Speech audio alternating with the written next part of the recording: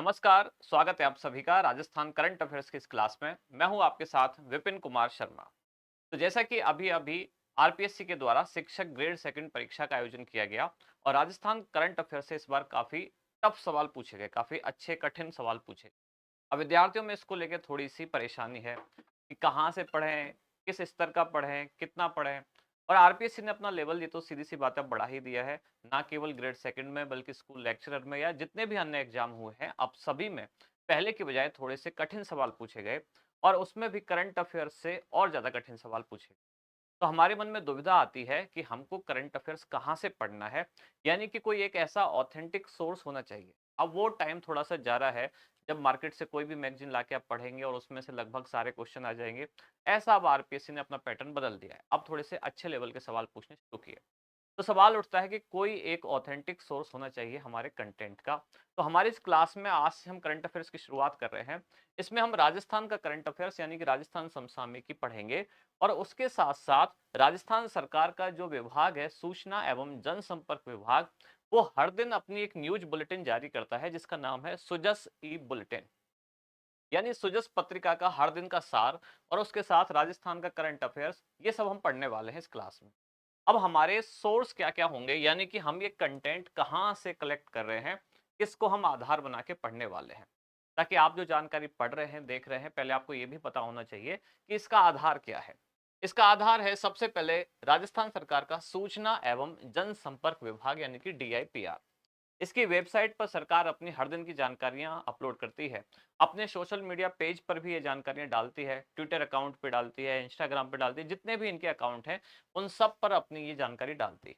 तो सबसे पहला और सबसे इंपॉर्टेंट जो है वो यही है, कौन सा? सूचना एवं जनसंपर्क विभाग। इस बार भी राजस्थान करंट अफेयर से जितने भी सवाल आए, सारे इनकी वेबसाइट पर कहीं ना कहीं पहले दिए हुए हैं। दूसरा जो आधार है, मुख्य आधार, पहला ये हो गया। दूसरा इसका है सुजस बुलेटिन और सुजस मासिक पत्रिका। ये दोनों जानकारियां भी इसी विभाग की वेबसाइट पर आपको मिलेगी। हर दिन की एक बुलेटिन जारी की जाती है, न्यूज बुलेटिन। एक पीडीएफ आता है, ये डाउनलोड करना पड़ता है आपको। इसी विभाग की वेबसाइट पर आता है डीआईपीआर। 2-3 पेज का एक पीडीएफ है। वही है सुजस ई बुलेटिन, तो उसको भी हम आधार बनाएंगे और फिर 1 महीने की पूरी सुजस मासिक पत्रिका, उसको भी आधार बनाएंगे। इसके बाद राजस्थान की आर्थिक समीक्षा। जैसे मान लो हम किसी योजना के बारे में पढ़ रहे हैं। अब सरकार के जो आधिकारिक आंकड़े हैं, वो आर्थिक समीक्षा के अनुसार हैं कि कब, कहाँ, क्या कार्यक्रम हुआ है, किस मात्रा में हुआ है, उसकी सारी तथ्यात्मक जानकारी। अब इनका कोई ऑथेंटिक सोर्स होना चाहिए, तो वो है ये सरकार का ऑफिशियल डॉक्यूमेंट है, आर्थिक समीक्षा राजस्थान। इसके बाद राजस्थान सरकार के जो अलग-अलग पोर्टल हैं, गवर्नमेंट ऑफ राजस्थान का अपना पोर्टल है, सूचना जनसंपर्क विभाग का अपना है, जैसे साइंस एंड टेक्नोलॉजी डिपार्टमेंट का अपना है, तो ये सारे पोर्टल भी हमने आधार बनाए हैं। इसके अलावा सरकार के, राजस्थान सरकार की बात हो रही है, जितने भी सोशल मीडिया अकाउंट्स हैं, चाहे ट्विटर हो गया या यूट्यूब हो गया या इंस्टाग्राम हो गया या और कोई भी अकाउंट जहां सरकार अपनी सूचनाएं डालती है। अब इसमें किस किस का सोशल मीडिया अकाउंट हम फॉलो करेंगे? एक तो राजस्थान सरकार का ट्विटर अकाउंट, चीफ मिनिस्टर के ऑफिस का, सीएमओ का, और पर्सनल अकाउंट चीफ मिनिस्टर का। इन सब पर भी ये जो जो जानकारी डालते हैं उनसे सवाल पूछे जाते हैं, तो उसको भी हम आधार बनाएंगे। और लास्ट में दैनिक समाचार पत्र। अब राजस्थान में दो समाचार पत्र ज्यादा मुख्य है, एक दैनिक भास्कर, एक राजस्थान पत्रिका। अब उनमें हर दिन जो जो अपडेट आते रहते हैं उनको भी हम यहाँ आधार बना के ये क्लास करने वाले हैं। यानी कि प्रतिदिन, हर दिन का जो राजस्थान का करंट अफेयर्स है, हम कोशिश करेंगे कि इस क्लास के बाद आपको इधर उधर बाकी चीजें पढ़ने की जरूरत ना आए, क्योंकि हम ये सारे सोर्स कवर करने की कोशिश करेंगे। डीआईपीआर, इसके अलावा सुजस मासिक पत्रिका, फिर आर्थिक समीक्षा, राजस्थान सरकार के पोर्टल, सोशल मीडिया अकाउंट्स, चाहे सीएम का हो, सीएमओ का हो या राजस्थान सरकार का हो, और लास्ट में हर दिन जो आप न्यूज़पेपर पढ़ते हैं, दैनिक भास्कर, राजस्थान पत्रिका या और जो भी जो राजस्थान में पॉपुलर हैं, दैनिक नवज्योति या बाकी हम दैनिक जागरण, इस तरह के ये सारे जो समाचार पत्र हैं इनको हम कवर करेंगे। अब शुरुआत करते हैं आज की क्लास की। ये तो बेसिक जानकारी, आज के बाद जितनी भी क्लासेज होंगी ये उन सब में कॉमन है, बार बार बताने की जरूरत नहीं है। तो अब हम आगे आते हैं हमारे मुद्दे पे कि आज हम क्या क्या पढ़ने वाले हैं और उसके आधार में कुछ हमने फोटोग्राफ्स लिए। यानी कि पहले हम देखेंगे कि सरकार, अभी जो मैंने सारे सोर्स बताए वहां क्या क्या जानकारी दी गई है, कुछ हेडलाइंस, फिर इनको हम एक्सप्लेन करेंगे। सबसे पहले, प्रदेश भर में ग्रामीण सेवा शिविर का आयोजन, कब होगा? 17 सितंबर से। तो एक सवाल यहाँ बनता है, ग्रामीण सेवा शिविर ये क्या है, उद्देश्य क्या है, कब से कहाँ आयोजन होगा, इसको देखेंगे। अगली जानकारी, प्रवासी राजस्थान दिवस, जिसमें देश विदेश में विभिन्न कार्यक्रम होंगे। तो अगला हमारा मुद्दा हुआ प्रवासी राजस्थान दिवस, कब मनाया जाएगा, क्यों मनाया जाएगा, उद्देश्य क्या है, ये सारी जानकारी हम यहाँ देखने वाले हैं। इसके बाद मुख्यमंत्री की उपस्थिति में रीको और एनबीसीसी के मध्य राजस्थान मंडपम, इसके लिए एक समझौता हुआ है। किस किस में? रीको और एनबीसीसी, इनके बीच में राजस्थान मंडपम और अलाइड परियोजनाओं पर एक एमओयू हुआ। एमओयू को लेकर आरपीएससी खूब सवाल पूछती है, तो इस एमओयू को भी देखेंगे कि इसमें क्या क्या बातें निकल के आई। इसके बाद ऑनलाइन गिरदावरी, ये एक अभियान चलाया गया है ऑनलाइन गिरदावरी का, जिसमें राज किसान गिरदावरी ऐप के माध्यम से किसान अपनी गिरदावरी खुद कर सकते हैं। इस अभियान को जानेंगे। ये जो जानकारी हुई, ये तो हुई सुजस ई बुलेटिन की, शुरू में आपने देखा सुजस बुलेटिन की जानकारी। इसके बाद इसी दौरान कुछ न्यूज़पेपर में खास खास खबरें आई हैं। ये न्यूज़पेपर की कुछ कटिंग है, जैसे कि 11 सितंबर की बात हो रही है, 11 सितंबर का करंट अफेयर्स हम पढ़ रहे हैं। जोधपुर जिला, जो कि बीसीसीआई की तरह ग्रेडिंग सिस्टम लागू करने वाला देश में पहला जिला बन चुका है। तो एक जानकारी ये हो गई, स्पोर्ट्स वाली न्यूज हो गई। और दूसरा, बांसवाड़ा में राजस्थान का दूसरा न्यूक्लियर पावर प्रोजेक्ट इसी माह बनेगा, और संभावना है प्रधानमंत्री नरेंद्र मोदी उसका उद्घाटन, उसका शिलान्यास करें, उद्घाटन नहीं शिलान्यास करें। तो ये कुछ मुख्य जानकारियां हैं जो आज के समाचार पत्र में, यानी 11 सितंबर के समाचार पत्रों में रही और सरकार की वेबसाइट पे रही। अब इसको विस्तार से पढ़ना शुरू करते हैं। पहले इंडेक्स कि आज हम क्या क्या पढ़ने वाले हैं। ग्रामीण सेवा शिविर के बारे में जानेंगे, प्रवासी राजस्थान दिवस 2025 इसके बारे में जानेंगे, रिको और एनबीसीसी के बीच जो एमओयू हुआ इसको डिटेल में पढ़ेंगे, डिजिटल क्रॉप सर्वे क्या है इसको जानेंगे, बांसवाड़ा में राजस्थान का दूसरा न्यूक्लियर पावर प्रोजेक्ट बना, अब इसकी क्षमता कितनी होगी, कब से काम शुरू करेगा, इसको डिटेल में देखेंगे। और अंत में जोधपुर जिला बीसीसीआई की तरह ग्रेडिंग सिस्टम लागू करने वाला देश में पहला जिला बना है, तो इससे संबंधित अन्य तथ्यात्मक जानकारी पढ़ेंगे। शुरुआत करते हैं। पहला टॉपिक, ग्रामीण सेवा शिविर। तो ग्रामीण सेवा शिविर, जिसका शुभारंभ किया गया 17 सितंबर 2025 को। अभियान का उद्देश्य क्या है? ग्रामीण में सेवा के लिए शिविर लगाना, ग्रामीण क्षेत्रों में सेवा के लिए शिविर। अब ग्रामीण लोगों की सेवा का मतलब क्या है, सरकार किस तरह से सेवा करेगी, कि उनको किन किन योजनाओं से जोड़ा जा सकता है, कौन कौन से ऐसे व्यक्ति हैं जो किसी योजना के तहत पात्र है पर अभी तक उसको लाभ नहीं मिल रहा है, इस तरह की, या जनता की क्या क्या शिकायतें हैं उन सबको दूर किया जाए, इसके लिए शिविर आयोजित किया जाएगा, जिसकी शुरुआत होगी 17 सितंबर 2025 से। और ये शिविर कब तक रहेगा, अवधि, तो इसकी अवधि कोई तय नहीं है, यानी कि कोई डेट निर्धारित नहीं है कि कब तक चलेगा, पर एक लक्ष्य निर्धारित है कि अवधि तब तक होगी जब तक कि प्रत्येक पंचायत समिति की, प्रत्येक ग्राम पंचायत में शिविर का आयोजन ना हो जाए। यानी कि कोई डेट निर्धारित नहीं है, पर लक्ष्य निर्धारित है कि जब तक प्रत्येक पंचायत समिति की, प्रत्येक ग्राम पंचायत में शिविर का आयोजन नहीं हो जाएगा, कौन से शिविर का, ग्रामीण सेवा शिविर का, तब तक ये कार्यक्रम चलता रहेगा। इसका उद्देश्य, अभियान के तहत विभिन्न जो सरकारी योजनाएं हैं इनके लिए आवेदन किया जाएगा, आवेदन की शुरुआत होगी, स्वास्थ्य शिविर लगाए जाएंगे, ग्रामीणों के स्वास्थ्य की जांच की जाएगी, और स्वामित्व योजना जो भूमि के पट्टे लेने की योजना है, इसके तहत पट्टों के लिए भी आवेदन के कार्य इसमें किए जाएंगे। इसके बाद अगला इसका विवरण, अब इसको डिटेल में देखते हैं कि पहले 18 सितंबर 2025 से आयोजित होने वाला था एक अभियान जिसका नाम था गांव चलो अभियान। अब उसी गांव चलो अभियान का नाम बदल के कर दिया गया है ग्रामीण सेवा शिविर, और पहले ये जो 18 सितंबर से आयोजित होने वाला था उसको 18 के बजाय कर दिया है कब से, 17 सितंबर। यानी कि पहले लक्ष्य रखा गया और नाम रखा गया था ग्रामीण सेवा शिविर, और उसके लिए डेट निर्धारित की गई थी कि 18 सितंबर से करेंगे। अब उसको 18 के बजाय कर दिया है 17 सितंबर, यानी कि एक दिन पहले ही ये आयोजित किया जाएगा। प्लान में थोड़ा सा चेंज किया गया है। अभियान के तहत पहले सप्ताह में जो आयोजित होने वाले शिविर हैं वो कब कब होंगे, बुधवार, गुरुवार, शुक्रवार और शनिवार। यानी कि कौन कौन सी डेट, 17, 18, 19 और 20 सितंबर को होगा। और प्रत्येक दिवस दो ग्राम पंचायतों में, प्रत्येक दिवस दो ग्राम पंचायतों में शिविरों का आयोजन किया जाएगा। अब आपको जानकारियां थोड़ी सी डिटेल में पढ़नी आवश्यक है। अब आरपीएससी उस तरह का सवाल पूछना शुरू कर चुकी है कि ये जो ग्रामीण सेवा शिविर है क्या क्या होगा, इसके बारे में जानकारी। पहले तो 17 सितंबर से शुरू होगा, कब तक चलेगा, जब तक कि सभी ग्राम पंचायतों में ना हो जाए। और 17, 18, 19, 20 यानी बुधवार, गुरुवार, शुक्रवार, शनिवार को हर दिन कम से कम 2 ग्राम पंचायतों में शिविर का आयोजन किया जाएगा। इसके बाद शेष अभियान के तहत जो सप्ताह के प्रत्येक गुरुवार, शुक्रवार और शनिवार को प्रत्येक दिन 2 ग्राम पंचायतों में शिविर का आयोजन होगा।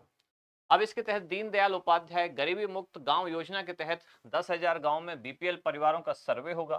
बिजली के तार और खंभों इत्यादि में सुधार होगा, यानी ग्रामीण जीवन में जो समस्या है उनका सुधार होगा। स्वच्छता का ध्यान रखा जाएगा, वृक्षारोपण जैसे कार्यक्रम हैं उन सब पर भी इसमें ध्यान दिया जाएगा। इसके बाद है प्रवासी राजस्थानी दिवस 2025। अगली मुख्य जानकारी, किस दिन इसका आयोजन किया जाएगा? 10 दिसंबर 2025 को आयोजन किया जाएगा। पहले तो डेट याद रखनी है, प्रवासी राजस्थानी दिवस 2025। अभी सेकंड ग्रेड में पूछा भी गया था, प्रवासी राजस्थान दिवस से क्वेश्चन पूछा गया था, और इसके अलावा एक और क्वेश्चन पूछा गया था राजस्थान कॉन्क्लेव से संबंधित। तो ये कुछ सवाल पूछे गए। अब इसका उद्देश्य क्या है? निवेश, नवाचार और समावेशी विकास को बढ़ावा देने में प्रवासी राजस्थानियों की सहभागिता सुनिश्चित, यानी कि राजस्थान सरकार चाह रही है कि जितने भी प्रवासी लोग हैं, प्रवासी का मतलब ऐसे राजस्थानी जो मूल निवासी तो राजस्थान के ओरिजिन उनका यहाँ है पर विदेशों में रहते हैं, उनको कहा गया प्रवासी राजस्थानी। अब उनके लिए शिविर आयोजित किया जा रहा है ताकि उनकी भी सहभागिता हो। किस काम में सहभागिता हो? राजस्थान में निवेश बढ़ाने में, इनोवेशन नवाचार बढ़ाने में, और यहाँ के विकास को बढ़ाने, यानी कि समावेशी विकास को बढ़ाने में इनकी सहभागिता सुनिश्चित हो। अब होगा क्या इससे कि प्रवासी राजस्थानियों के साथ राजस्थान सरकार के संबंध थोड़े से अच्छे हों, प्रगाढ़ हों। उनके द्वारा प्रदेश में शिक्षा, स्वास्थ्य, पर्यटन, उद्योग, यानी कि हर क्षेत्रों में उनका सहयोग मिल सके। इसके बाद आते हैं इसकी कुछ संबंधित फैक्चुअल जानकारी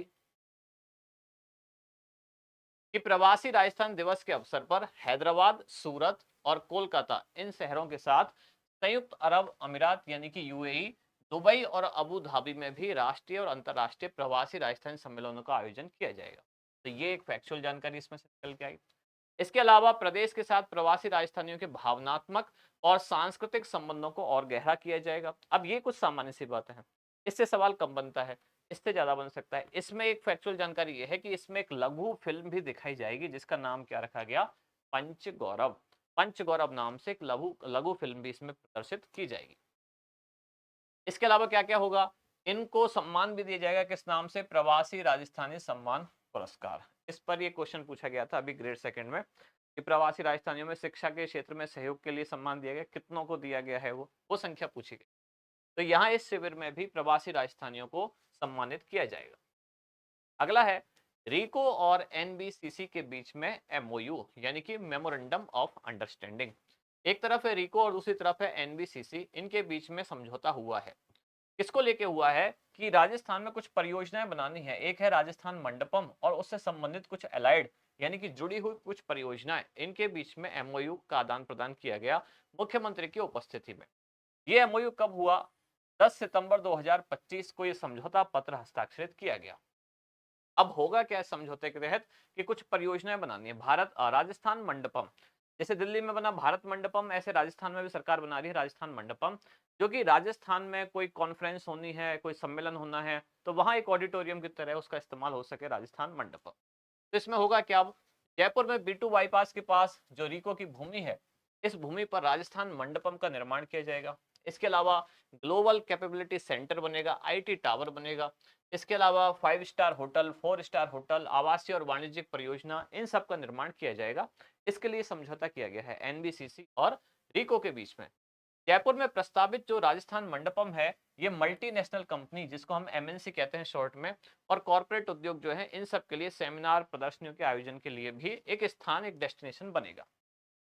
अब ये थीम याद रखनी है कि राजस्थान मंडपम का निर्माण किस थीम के साथ किया जाएगा? ये थीम है विरासत से विकास की थीम पर राजस्थान मंडपम का निर्माण किया जाएगा। अगला डिजिटल क्रॉप सर्वे। क्रॉप यानी कि फसल, डिजिटल रूप से उसका सर्वे किया जा रहा है। क्या है ये? इसको जानते हैं। तो अभी राजस्थान में खरीफ की फसल की गिरदावरी की जा रही है संवत 2082 के आधार पर।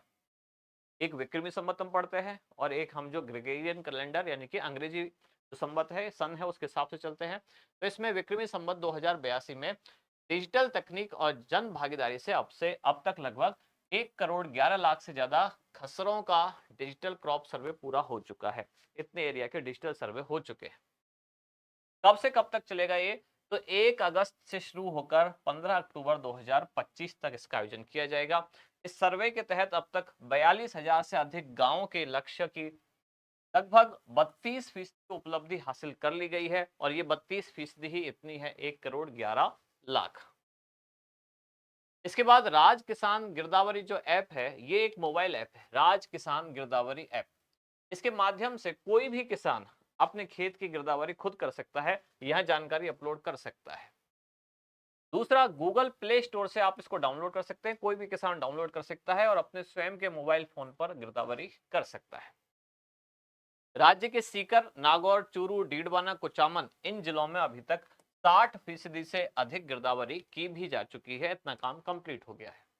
ऐसे ही बाड़मेर, जोधपुर, नागौर, फलौदी, सवाई माधोपुर इनमें किसानों द्वारा स्वयं ही अपनी गिरदावरी की जा रही है। ये सारी जानकारियों का आधार क्या है? राजस्थान सरकार के DIPR यानी कि सूचना एवं जनसंपर्क विभाग। गांव में बेरोजगारी भत्ता प्राप्त युवा, अच्छा कौन कौन कर सकते हैं, उनको कुछ फायदा।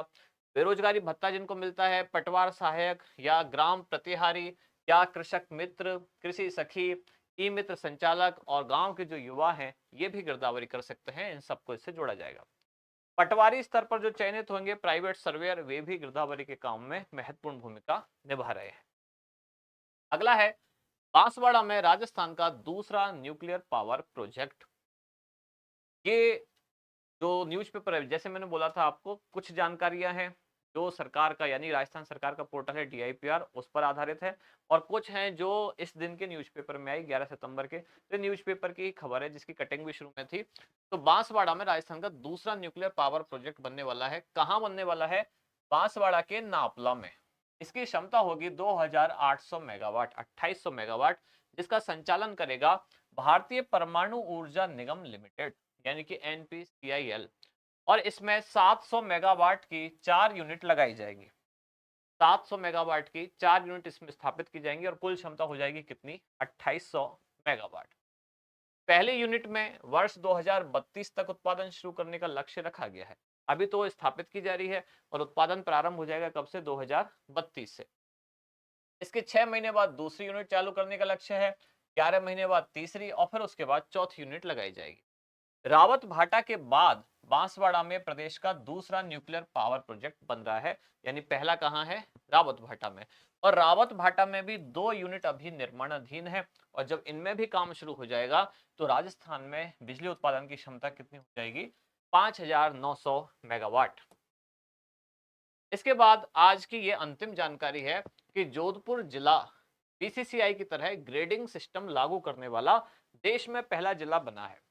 BCCI क्रिकेट कंट्रोल बोर्ड जो भारत का है, ये क्या करता है? खिलाड़ी जो है क्रिकेटर्स, उनको उनके ग्रेड के आधार पर सैलरी देता है। उनकी ग्रेड बांट रखी है, ग्रेड A, ग्रेड A+ या ग्रेड B। अब इसी तरह जोधपुर जिले ने भी ये सिस्टम शुरू कर दिया है। ग्रेड पे के आधार पर यहाँ के क्रिकेटर्स को भी ऐसे ही सैलरी या भत्ता मिलेगा और ऐसा सिस्टम लागू करने वाला ये देश का पहला जिला बन गया है। इस जोधपुर जिला क्रिकेट संघ के जो सचिव हैं अरिष्ट सिंघवी, उन्होंने जानकारी दी। उन्होंने बताया कि शुरुआत में 30 खिलाड़ियों को ग्रेड सिस्टम में शामिल करेंगे। इसमें ग्रेड कौन कौन से? A+, A, B, C, ये ग्रेड इसमें होंगे। अब ये ग्रेड और उसकी जो दी जाने वाली रकम है ये यहाँ दी गई है। ये प्रति वर्ष है, 12,000 रुपए प्रति वर्ष। ये रुपए और ये वर्ष। A+ ग्रेड वाले खिलाड़ी को 12,000 रुपए प्रति वर्ष यानी 1 महीने के 1,000 रुपए। A ग्रेड वाले खिलाड़ी को 10,000 रुपए प्रति वर्ष। ऐसे ही B ग्रेड वाले खिलाड़ी को 7,500 रुपए प्रति वर्ष और लास्ट में C ग्रेड वाले खिलाड़ी को मिलेंगे कितने? 5,000 रुपए प्रति वर्ष। तो इस तरह से कुछ खास खास जानकारियां पढ़ने की आज हमने शुरुआत की।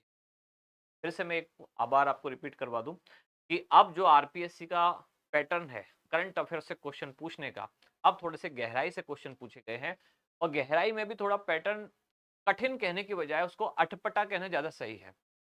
जैसे कि अब जो मुख्य और महत्वपूर्ण जानकारी है उनको ना पूछ के जो कम महत्वपूर्ण जानकारी है उनसे RPSC ने सवाल पूछने शुरू किए।